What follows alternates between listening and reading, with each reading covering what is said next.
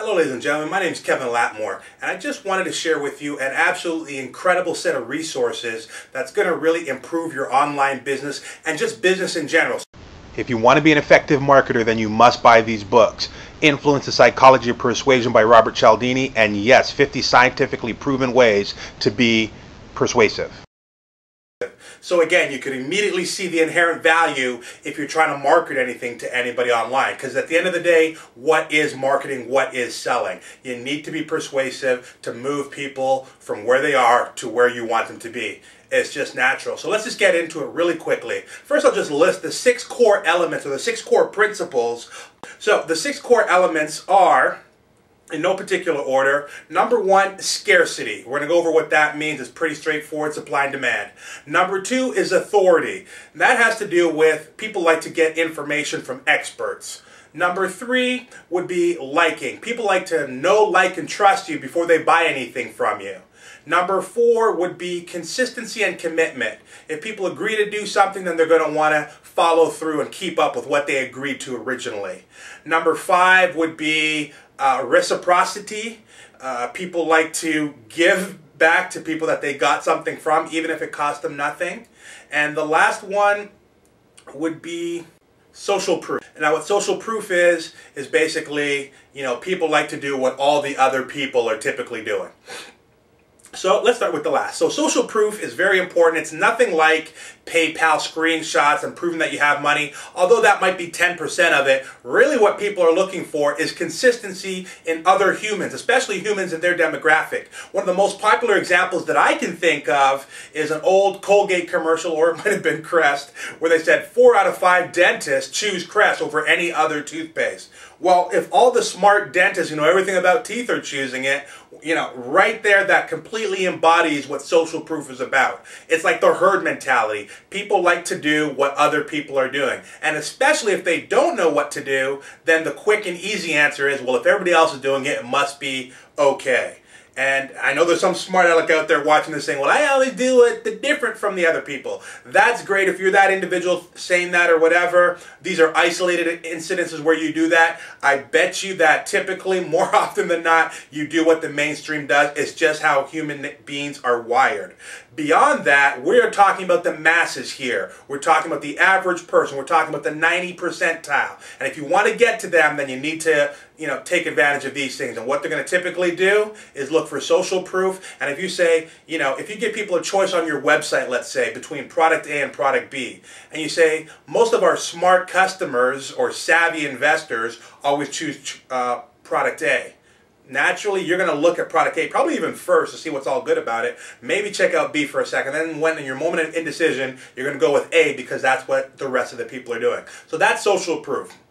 Number 2 is authority, probably one of the easiest ones to understand. This is the very reason why commercials use celebrity endorsements. These people are seen as credible. They have the authority in any given situation, in any given topic or category or industry. You see Brett Favre and you see, John Elway, Wayne Gretzky, Michael Jordan all wear Nike, what have you, and you're an athlete trying to make it to the top and trying to be ultra competitive. Naturally, you're going to want to wear Nike as well, okay? So again, back to the whole website idea, you're going to want to add some kind of authority, whether yourself, show how come you know what's going on and why people should listen to you. Or number 2, associate. You can get authority by association, okay? Number 3, that's liking. So with this one, we can break it into actually know, like, and trust. People do business with and buy things from people who they know, like, and trust. Just makes sense. Now, how does this mean to you if you're a copywriter? Well, you got to draw them into your copy. You got to make them know you, like you, and trust you. How do you do that? Well, things like testimonials, which is also social proof, by the way, but it shows that other people like you, and obviously you've done a good job for all these people. Branding, online branding, you want to be popping up everywhere. You want to give lots of good value out there so people say, you know what, this guy's got some things going on. Maybe this would fall a little bit more under some of the PayPal screenshots or showing pictures of your car and stuff, as you see. Sometimes I like to do that one myself, show off the Benz, but that's because people need to trust you. It's like, okay, this person's making some money, maybe they know what they're doing. And that's really going to help you. And, you know, they get to know you through stories and stuff. That's why a lot of bloggers or a lot of marketers these days are really getting into blogging, so people can see you on a consistent basis and get a feel for the way in which you market, the way in which you sell, the way in which you develop products, okay? So know, like, and trust. We can put it all under liking, but it's very, very important. People aren't going to do business with someone who they get a bad vibe off of. If you feel like some sleazy, you know, insurance or used car salesman, people are just like, I don't know about that. Number 4 is really, really cool. It's reciprocity, and I'm glad I said that word correctly. Stumbled with it a few times, but reciprocity just basically means people like to reciprocate. So if I give you something, it's only natural that you give me something back. Now the key is you can't say because I gave you something, you must give me something back. The key is to give something freely, and then human nature takes over and they say, you know what? You know, Kevin gave me this and he gave me that. He gave me a free DVD and let me download one of his 6-figure blueprints for free or what have you.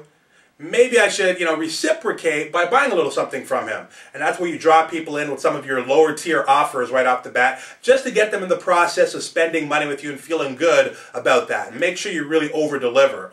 This is why you're seeing so many of the top marketers right now are giving top-notch stuff for free. You know, they're giving you DVDs that they used to sell for $97 for free, or a whole set of DVDs and videos and PDFs and transcripts for free. They're moving the free line. They want to like ingratiate themselves to you, and then it only feels natural that one day when he asks you to buy something for, you know, $10, $17, $47, you're like, I've already got $1,000 worth of value from this guy, so the least I can do is just grab a little something from him, okay? And again, they don't have to ask for it, you just kind of feel like doing it. So reciprocity, people want to reciprocate what you're doing. Number 5 is commitment and consistency.